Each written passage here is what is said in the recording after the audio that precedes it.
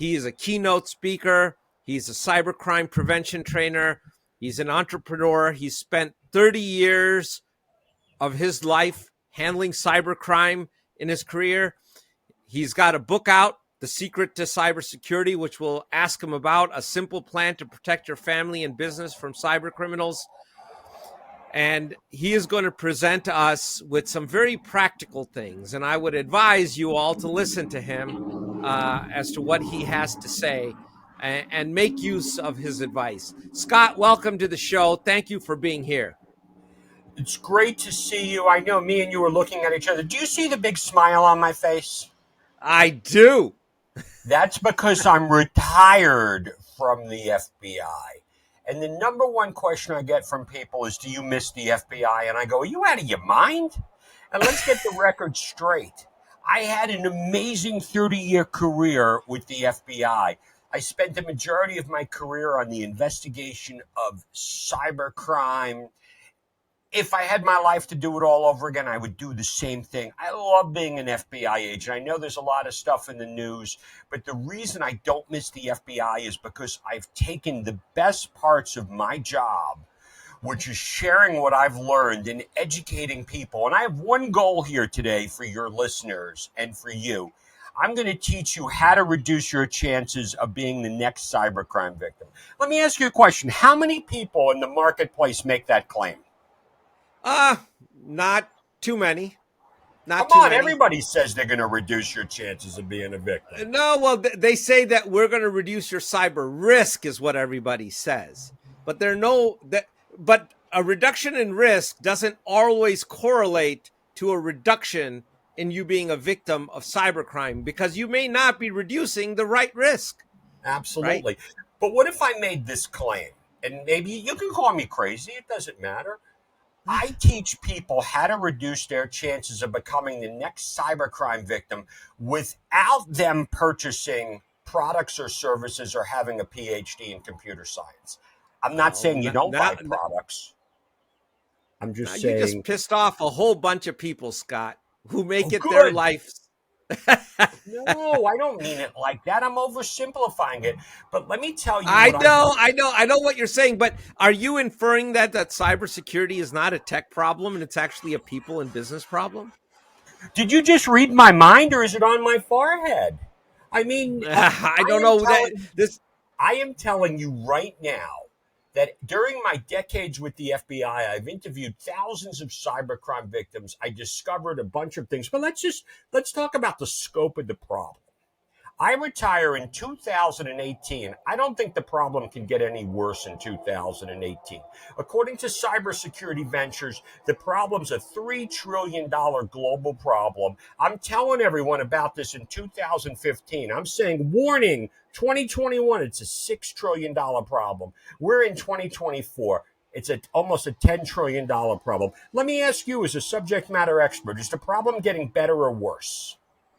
It's not getting better. It's the ransomware as a service has continued to grow, and if you look at the insurance payouts, they have continued. The claims have continued to grow, but their payouts have actually gone down because they are finding ways to not cover the additional losses that are happening. So I guess it's not getting that much better, Scott. But what does it mean when the amount of money we are spending we keep spending more and more money, and the problem keeps getting worse? So let's just think about this. We got a cybercrime problem going up, and we have the amount of money being spent on products, services, insurance, even retired FBI agents who speak for a living and sell books. Look, I'm part of the same information security marketplace, but what does it mean to you if we spend more money to reduce our risk and the problem keeps getting worse? It means that we are not focusing on the right thing and we're just throwing good money after bad. I'm going to tell you what it means in my mind. It means what we're doing isn't right. It's not working. And that's what I really want to sit down. And that's why I'm so excited that you brought me on here today. Scott, I got to ask you a question here. When you started with the FBI, were you on the computer side, or did you? I started with the FBI, but that's another question I get all the time. Scott, did you always want to be an FBI agent? And I go, no. I graduated high school in 1985. Okay, so I'm Gen X. Here I am. I'm growing up in Brooklyn, New York, raised by a single mom. She was just happy I was going from seventh grade to eighth grade. I went to community college. I didn't do very well. She filled out an application for me to be a file clerk with the FBI in 1988, making $5.50 an hour. And my mom, going to be 89 years old, still loves to tell the story that it was part of her grand plan to keep me out of jail and to keep me away from my pothead friends. That's how I got into the FBI. Wow. So she played the reverse. Instead of being the guy in jail, why don't you guard the guys in jail or put them there in the first place, and then you don't have to be. But when I got into the FBI, I was surrounded by a lot of positive role models. I went back to college at night. I spent 6.5 years as a clerical employee with the FBI, worked on an MBA in finance and technology in 1992, where we were learning that the business units were having a hard time talking to information technology units. Let me ask you, 32 years later, how are we doing with that situation? Probably not that much better, to be honest with you. So probably a little worse, because on the bad guy side, they've gotten much more sophisticated. The technology has lent itself to a lot of automation, which has allowed the scaling up of criminal operations. And and we're going to talk about that, because yeah, please. A lot of what I talk about is the same as it was 10 years ago. So Really? I become an FBI. Yes, I become an FBI agent in Syracuse, New York. But as we hit on that point, I go over to people and I do live presentations for a living. And I was from an audience that I got in front of 8 years ago. I go, hey, how many people here heard me speak 8 years ago? A handful raised their hands. I went like this. I don't have anything new to talk about, except I'm going to throw a couple of terms at you. I'm going to use artificial intelligence. I'm going to use crimeware as a service. Everything we're dealing with is still the same as it was 8 years ago. Just the automation is different. There you go. The automation, but when I get into cybersecurity back in the early days of the FBI, I was the only guy in the office with advanced computer skills in 1997. Can you tell me what do you think was an advanced computer skill in 1997? You knew about TCP/IP networking. You knew about Active Directory, understood Windows a little bit, understood how connections and packets worked across the internet, how signatures. I was the only guy in my office. That to me would be someone with some more than basic skills. Okay, so here I am. I'm the only agent in the Albany division with advanced computer skills. I knew how to use Windows 95 and get AOL to work. So by default, I became the cyber guy in the office, which was awesome. The cool and fun, sexy job to have. If you ask me to define the role of an agent in 95, I'm going to tell you how easy it is. Bad people did bad things to good people. I worked with state and local cops. We put bad guys in jail. What a fun and exciting job. I was a 27-year-old kid from Brooklyn, New York, a gun, a badge, a bulletproof vest, playing cops and robbers with my friends. The harder I worked, the more bad people I put in jail, the better I felt about myself. And that's a part of my origin story here, was crime was very different, because back then we were chasing thrill seekers and amateurs. If you go back in time, what do you remember from the late 90s, early 2000 about the role of cybercrime? We weren't even calling it cybercrime. Back then it would have been guys hacking into various private and government entities just because they could, and to prove that they could. Mostly very young kids with a very high IQ who didn't a lot of them didn't even have malintent. They just did it because they wanted to see if they could. Let me tell you a funny story about that. It's probably right after Y2K. I get a call from the National Infrastructure Protection Center. This is before the Department of Homeland Security. They tell me there's a young man over at Potsdam University, which is about 2 hours north of Syracuse, where I was stationed. They told me he was trying to gain unauthorized access to the Cape Kennedy Space Center, and they gave me one bit of instructions: neutralize the threat. What does that mean to you? Neutralize means someone's getting a bullet put in their head. Yeah, but my neutralizing the threat was playing social services worker because there were no crimes, and I had to go up there and kind of yell at the kid. And that's not while I joined the FBI to kick down the door of some kid in feet pajamas. And here's the funny part to this story. So I kind of had a nice conversation with him. It's the same conversation that I had with my boys, not to do drugs. Okay, is that kind of 235 pound, 6'3" New York guy. A couple of days later, I get a call from the kid's mother, and she's pissed. I go, "What's the matter?" She goes, "My son hasn't come out of the house in 3 days." That's a good "What's thing. the problem?" Yeah. I go, what did I have to do with that? She goes, "You yelled at him and you said that there was going to be FBI surveillance vans around the clock following him." And I was like, well, I guess maybe I did say that. It's a good thing there were no cameras and cell phones back then. But I was like, no, we'll call it off. But that's what we were dealing with. But cyber takes a sinister turn about the time e-commerce comes around, about that time, because now it changes on the way on how we access money.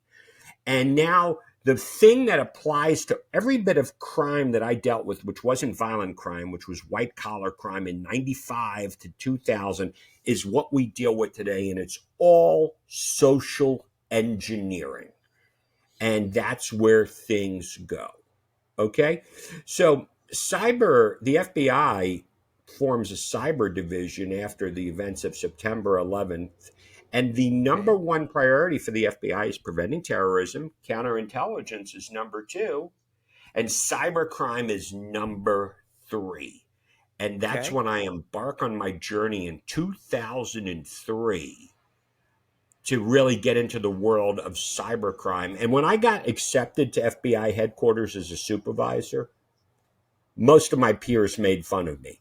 They told me the cybercrime problem will go away by 2007. It will be solved by, guess what? What? Technology. Yeah, right. Let me ask you, how's that working out for us? But when has the taking of money, whether it was in the 1800s, 1700s, 1900s, or in the 2000s, ever been a pure technology play? It's always technology assists in it, because now, unfortunately, today, what we have is every 13-year-old has Venmo. Every 80-year-old has Venmo. And so many of us are caught in this generational gap where, and this is what I love to talk about, is we have kids we need to protect, and we have elderly family members we need to protect. Now, I've been through a lot of victimizations, and if your business is the victim of cybercrime, you're going to be okay. But let me tell you, just yesterday, I dealt with, and this is going to kill me to tell this story, it's because it's been ruining my trip. I dealt with a friend of a friend who, elderly gentleman in his 70s, finds somebody that he meets on LinkedIn who convinces him into investing into a cryptocurrency scam. This is called pig butchering. I don't know if you're familiar with pig butchering. We can go into this. I know the term. Yeah, go. But let me tell you, 3 months later, the guy's out $6 million. And this is going to go into the 4 truths of cybersecurity, which is what I want to talk about. Yeah, but please. I'm trying to convince this person that this is a scam. And he will not listen to me at all. And his friend what's his called me basis up. for that? I'm sorry? What's his basis for this alternate reality that, I mean, you take cryptocurrency and you put investment together, you have to be suspicious with just those two words right Well, there. it's the fear of missing out. So let's kind of talk about this for a second. So the cryptocurrency. Well, listen.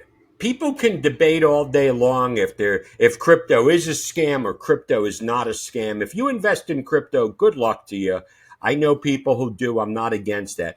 But I'm talking about people investing money that they believe is going into crypto. So here's how the scam works. It's the oldest ploy in the book. This has been going on since 1800. It's a pretty girl who befriends an elderly guy and they have conversations. She says, I have an elderly uncle who's a wizard in cryptocurrency.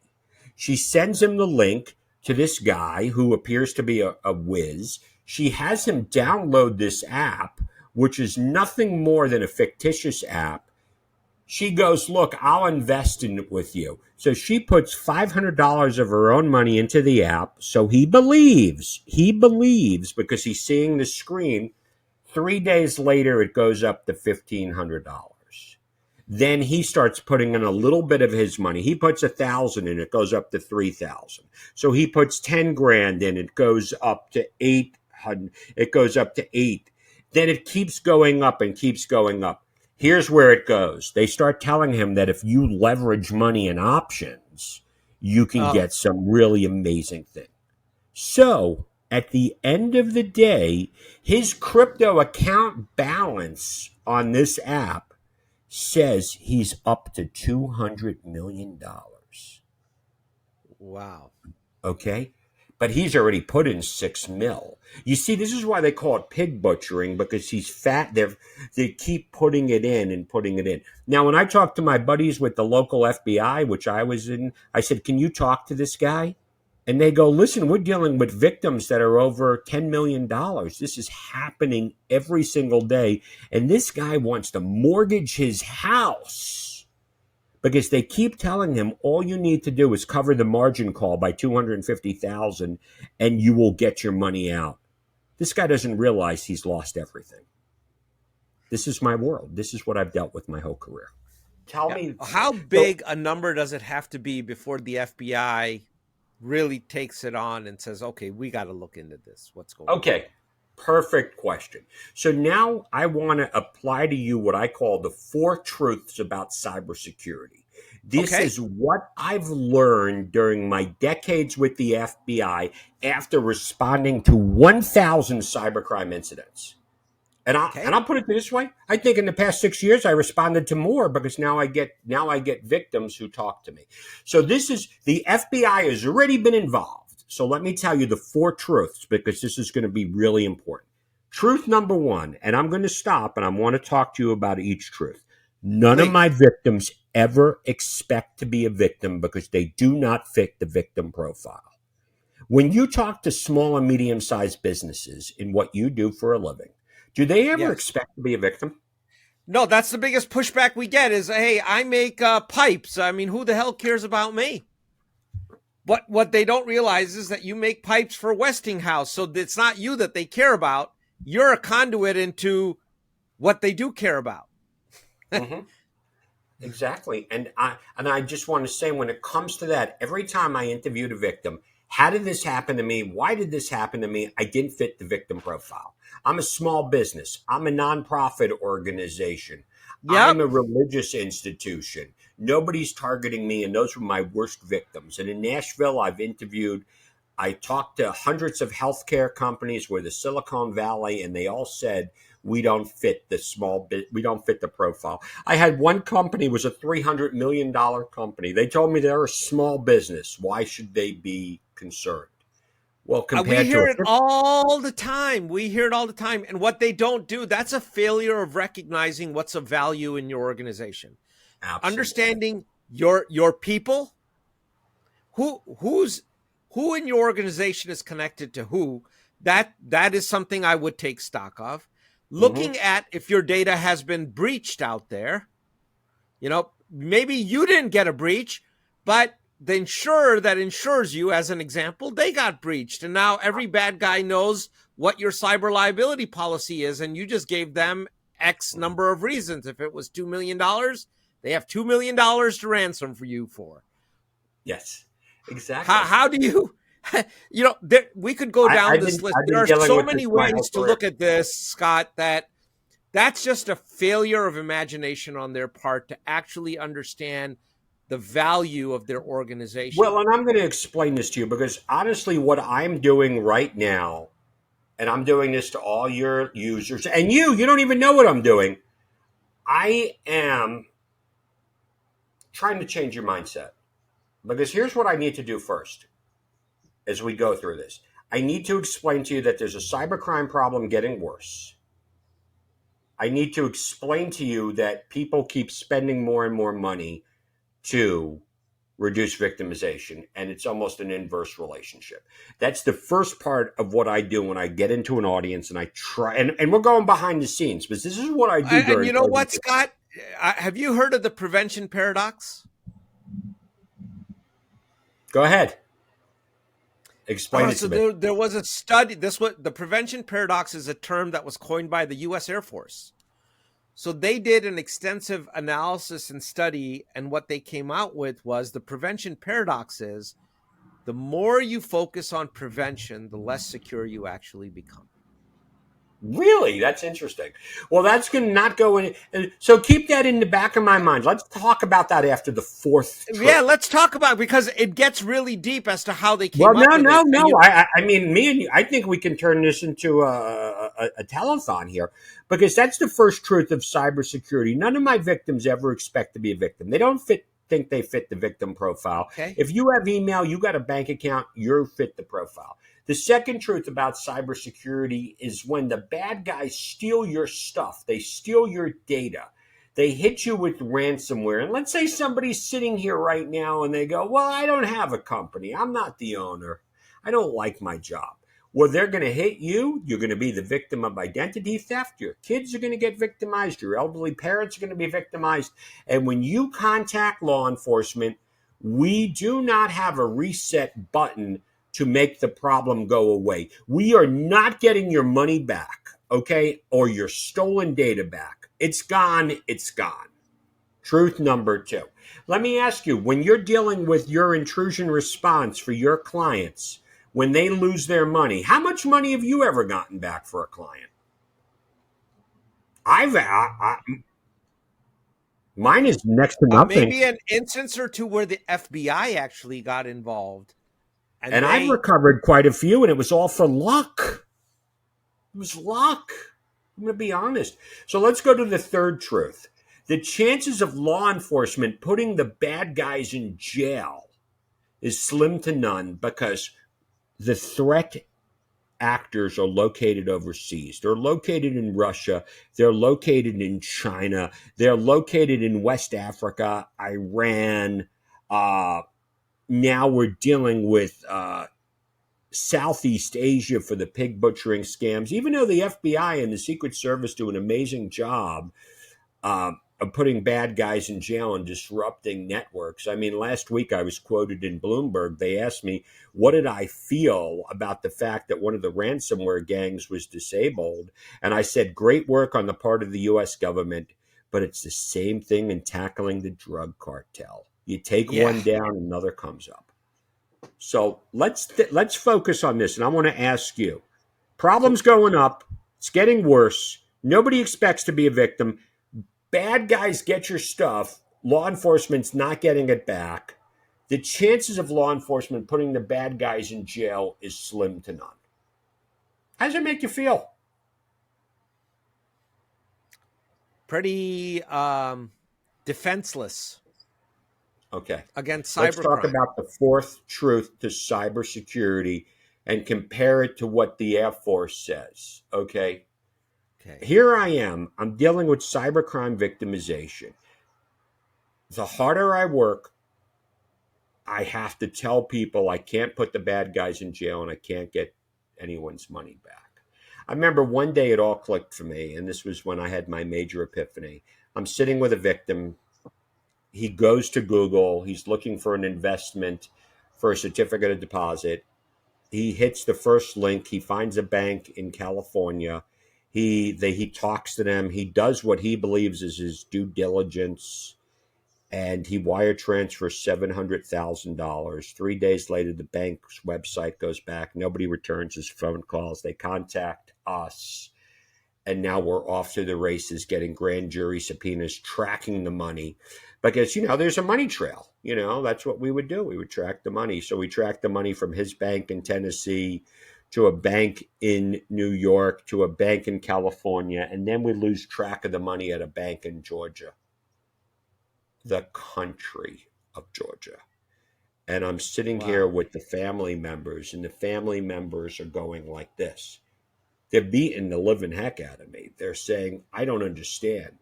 You're the FBI. You can't get our money back. You can't you can't do anything. I find that hard to believe. And I just wanted to say, if your dad just would have done these couple of things, it would have been prevented. And that's when I had the major epiphany. And I went over and I realized that almost 90% of what I dealt with easily could have been prevented if my end users were only armed with a couple of key pieces of information. And in that time, that was when I decided that that's what I love to do. I went out and I educated every person that I can get in front of, saying, hey, here's what you need to do. Here are the steps. Take these steps, and you can apply them in your life, and you could prevent victimization. The other 10% is kind of hard. So that's when I had my discussions with the insurance companies, because let's just go through right now, and this is where I can change behavior. Sure. If I can go back in time and I can spend 10 minutes with a victim, I could give the victim 8 to 10 points that would have prevented 90 to 95% of cybercrime victimization. And all I have to do is ask an audience and say, do you mind if I tell you what my stories were? And I have an entire audience going like that. Mm-hmm. And that's why I wrote the book called The Secret to Cybersecurity. And let me tell you, I don't even want to sell it to your users. I'm going to have them connect with me on LinkedIn or somewhere else. And I'll give them a free audio copy. I recorded my book. So I wrote a book called The Secret to Cybersecurity, a simple plan to protect your family and business. If you're looking to read a good book by an FBI agent who's really technical, really uber smart, and put a lot of bad guys in jail and save the day, I just want to tell you right now, don't read my book. I'm not your guy. I'm not your guy. I'm the guide in this. I realize that most stuff could be prevented, and that's what I want to focus on. So you don't even need to read. So you know what, Scott. So let me back up for 1 second, so we can take control over this interview, or I'm just going to go on a monologue. No. I want you to talk. I mean, I'm not going to get in the way of a guy from Brooklyn. What the heck? Although I'm from Cleveland, so Oh, come on, that's tougher. You had lake effects. No, we didn't. So I just want to reiterate the 4 truths back and make sure I got this right. Okay. And make sure our audience gets it. Truth number 1, I don't fit the victim profile. Nobody expects to be a victim. Nobody expects to be a victim, right? Truth number 2, data and money that's gone, it's gone. It's not coming back. Can't get it for you. And also remember this one thing. Forget about your business. This is your personal life too. Your kids are hurt. Your elderly parents are hurt. You're hurt. That's it. No reset button. No reset button. Truth number 3, chances of the bad guys getting put in jail is 0 to none. Because slim to none. I don't like to take that away. The FBI and the Secret Service doing an amazing job of really, they're working their tails off. Okay? Absolutely. But the kicker is truth number 4, that 90% of cybercrime could be prevented if people could understand key behaviors, 8 or 10 points, that if they followed, they wouldn't be a victim in the first place. Yeah, yeah. But it's not as easy as that. Listen, I've been trying to get off that extra 12 pounds since I was 13 years old. I know what I need to do. I read lots of books, and that's where I incorporated what I call the cyber secure mindset. It's just being aware of what are these key points, what are the things that we need to do. And unfortunately, so many companies are getting off or getting, check the box type compliance Oh my awareness. God. Those ones drive us crazy because they don't really care about cybersecurity. They're like, my insurance company says, do I check this box? My third-party vendor compliance program says, do I check this box? But checking that box doesn't actually help them. Okay, so now I'm going to ask you to do something that you probably didn't expect a retired FBI guy to do. Please. Can you play therapist with me? Can you help me? I'm not a very good therapist, but All right, but talk to me in the world of cybersecurity. Okay. Because I've been getting really frustrated lately because I'm trying to help a percentage of the population that doesn't want to be helped. Everybody wants an easy button. Everybody wants a pill. Everybody wants a piece of magic software. And let's even talk about that in one of the key areas here where it doesn't exist. Because I know you're probably familiar with products. So let's talk about this. Everybody wants the easy button for social engineering. I just did an hour talk track because I'm a content creator. I did an hour talk track on social engineering, cybercrime, and the world of AI. So let's talk about social engineering for the next couple of minutes. Okay. Because everyone goes, what should I buy to prevent social engineering? And I want you to look at this from an insurer's point of view. First of all, social engineering is the number one tool in the cyber criminals tool belt. Let's forget about network attacks for a second, okay? You're going to get an email from somebody you know and somebody you trust. Well, I got a great email protection product that has AI. Now they're going to go to text messages. Oh, okay, that's a little different. Then they're going to go to telephone calls and robocalls, all with the use of artificial intelligence. Then you're going to deal with pop-ups on your computer. Then you're going to deal with your third parties that are compromised, and they're getting into the Slack channels and everything like that. And because of those, and also malvertising through websites. So you have 6 things, real main points here. And then I have about 8 or 10 different types of romance scams, work from home scams, phony invoice scams. So let me ask you, what kind of product should somebody buy for that to eliminate all their risk? A good brain and a mindset to just be vigilant. To me, it's no different than don't walk down a back alleyway in Philadelphia at night. Don't do it. I know, and that's what really comes into it, because a lot of times that I'm sitting here and because it all goes back into point number one. Now, when people listen to me, and I want you to remember this is where the behavior change goes.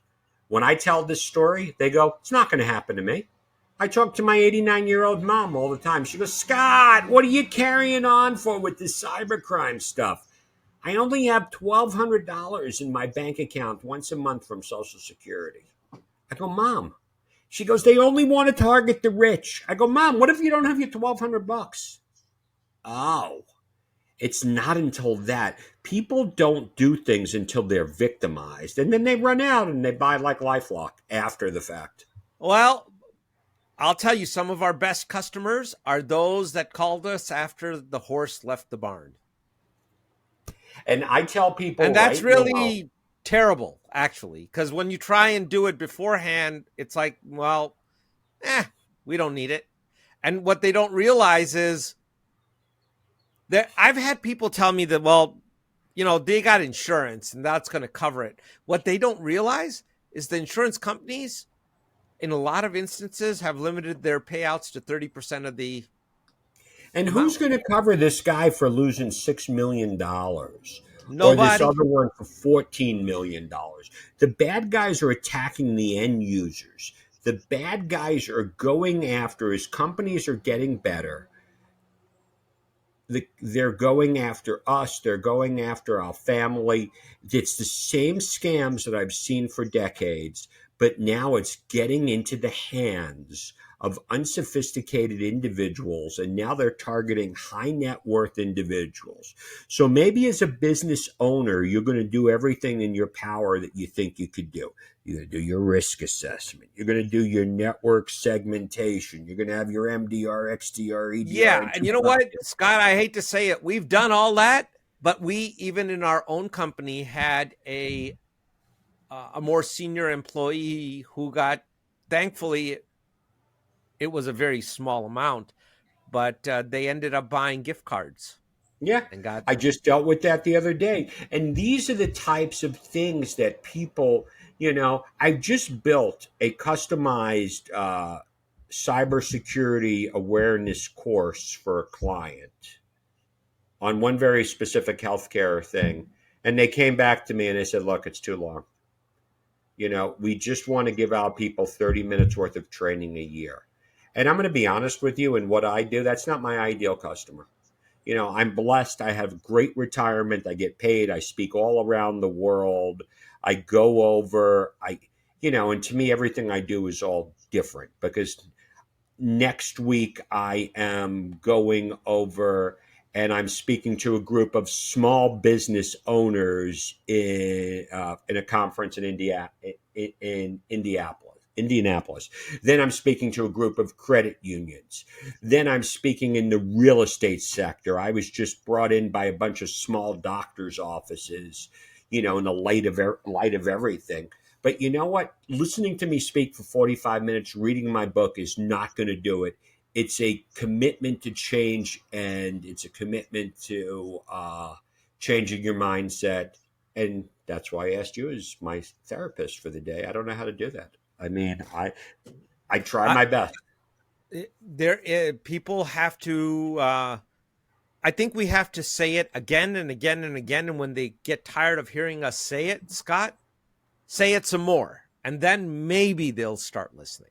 Right? That's the old adage there, and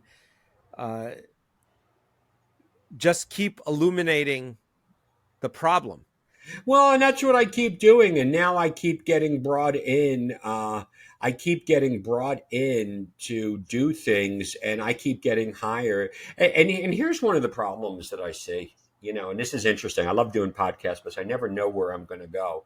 I get brought in, and I'll give you a perfect example. I get brought in to do a conference, and I go, "This is great. Give me 90 minutes to do what I do." And then I'm going to record a webinar for your employees on how to prevent keeping your kids safe and keeping your elderly parents safe. And the conference organizer goes like this: we just want to give you 45 minutes. And then I keep forgetting, like I was in the government and I'm talking about the private sector. And now I'm like, I guess you're supposed to do the least amount of work. Nobody has ever taken me up on keeping their kids safe and keeping their parents safe. Nobody. So, I want to make sure that you get to put some tips out there. Otherwise, we'll run out of time. I'm And going I to want. send you a bunch of things that you could provide to your attendees. I'll give them an opportunity to link up. I mean, this was so great talking to you. We went off topic, but here's my big thing that I really like. Give us some advice. Yeah, some key things here, please. Because you know what? I'm going to give you a link that you can get a copy of my audiobook for your listeners if they contact me directly. But I can monitor who listens to the audiobook. Nobody listens to the book. It's the problem. But here's what I need to tell you. Social engineering, number one tool in the cybercriminals tool belt. Okay. Number two, the account compromise. The theft of a username and password is the biggest, causes the most loss of data or loss of money. The other thing is password reuse. Are you using the same password for multiple platforms? Are you Absolutely. one of the? Everybody is. Yeah. Okay. Password reuse. You need to have a strong, robust password. And here's the biggest indicator. If you are not using two-factor authentication on all of your remote platforms, I don't know how to sugarcoat this. You're going to be a victim. Your life's that's it. None of my victims, whenever I talk to them, I had this gentleman who got hit with a scam the other day. Bad guys got in his bank account. And I said, "Did you put two-factor authentication on?" He goes, "No, I never thought I'd be a victim." Now he's out $47,000. And understanding the social engineering side. I know that's oversimplifying it. I know that's oversimplifying it. But now for the people who call me, that's the thing. That's what hits them up. I'm going to send you that list. You can post it on your website. I'm going to send you the outline that I did on the social engineering talk with the bullet points. And when you contact me, people contact me all the time on LinkedIn. And I'm hospice. I can't help them. And maybe if you can get the FBI interested in your case, you're not getting your money back. I mean, I hate to say it. So why don't we take some prevention steps now? This is the endless loop that goes in my head all the time. Now that's now, would you mind if we actually sent a note out to some of our subscribers and said, here is a link to a free audio copy by Scott? Yeah, sure. We'll do it for we'll talk. It's a public service for us. This is a public service kind of a thing, but you bring up like social engineering. And you want to know why I don't? You want to know why I don't sell the book? I like that way because I'm afraid nobody will buy it, and then I'll feel really bad. You know what I mean? Then I'll feel like I'm going to be honest with you. I think you might have a bestseller on your hand. You know, I do.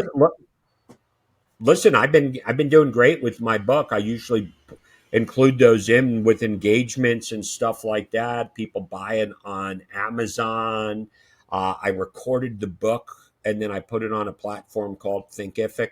Every once in a while, I do sell it if I get brought into a situation and I give the money to my kids so they can run that side of the business.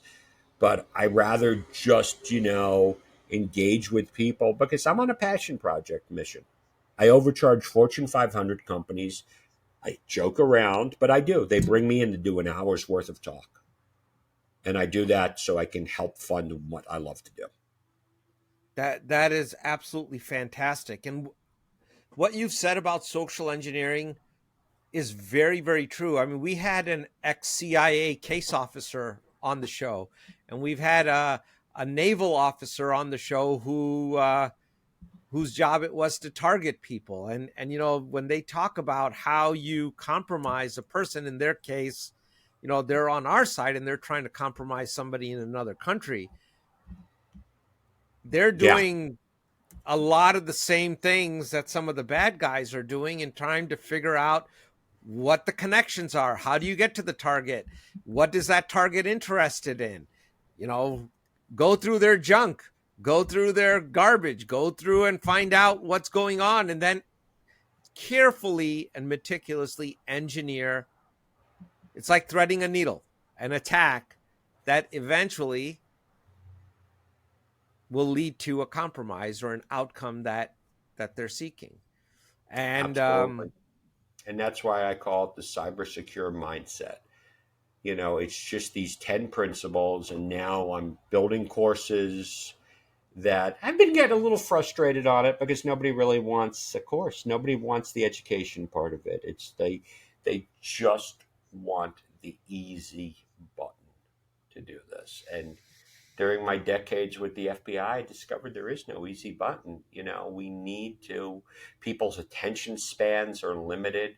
So what do I do now? As I joke with people, I go, just follow me on LinkedIn. I do videos every day, minute in length. I go, at least use those.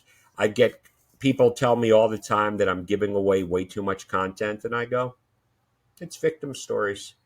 And the more I give away to companies call me up and say, hey, can you do this for me? And I'm like, sure. I never advertise. I never tell people to buy my books. I never tell people to hire me to speak. They all come to me. It's a fun thing, and so you're doing something right. Scott, Yeah, you have I'm having a blast. and you're living in paradise at the same time. How could you go wrong with any of this? I am trying my best, my friends. And, it's just to me, I really feel that when I was with the FBI, I couldn't help enough people. So now it's whatever I could do to share my stories because I've become quite the storyteller. I have realized that as a guy who speaks way too much, I've learned how to make a living capitalizing on that. You know what? I'd love to get you back to talk about your just do a quick episode, like 10 stories, things that you have seen that you could share with people that from the group of people that said, we don't fit the victim profile. And I have stories on companies that have been victimized to this day that I don't really talk about because it's inappropriate. But there's a major breach going on as we speak where the former CEO of the company said to me, "We're a privately held company. Why would anyone want to target us?" They were an $8 billion company. Well, that is deeply unfortunate. That's that mindset that you talked about that you want to change. Hey, we're at the hour here, but I wanted to give a few minutes for you to plug anything that you'd want to. Are you making any appearances, any new books, anything whatever you want our audience to know about? I want you to follow me. I would follow me on LinkedIn. I would go to my website, cybersecuremindset.com. Okay. And I provide everything that you need on how to reduce your chances of becoming the next cybercrime victim. And what I want you to do is take whatever you learned, whatever resources you have from me, and share it with your family, share it with your colleagues, share it with that. It takes a community to stay safe. That's my big point here. That's fantastic. We appreciate the good work. Well, I appreciate it. And I hope people listen. You bring to light, you really got to the heart of the cybersecurity problem, because the biggest mindset change we run into is that it's a tech problem. It's a guy in a hoodie in the back room that's going to solve it. And they will help, but they are not the front line of this. And I'm oversimplifying the problem. You do need all these different things. But if you just don't do what I tell you to do, and we can have a whole nother debate about the whole insurance thing. And I'm like, I look at people's insurance and it's not even covering. I had one company, they called me to help them. I looked at their insurance requirements and I was like, wow, they're still going to insure you with this? So, hey, listen, I know we're going to have a lot of more conversations. I know we are too, Scott. You have been a fantastic guest, and we are looking forward to having you back. I think we've just scratched the surface with the 4 truths. I think this needs a much deeper dive, but thank you for what you do. And we know you have to run, but we appreciate you spending a part of your afternoon with us. Thank you so much. Thank you, Scott.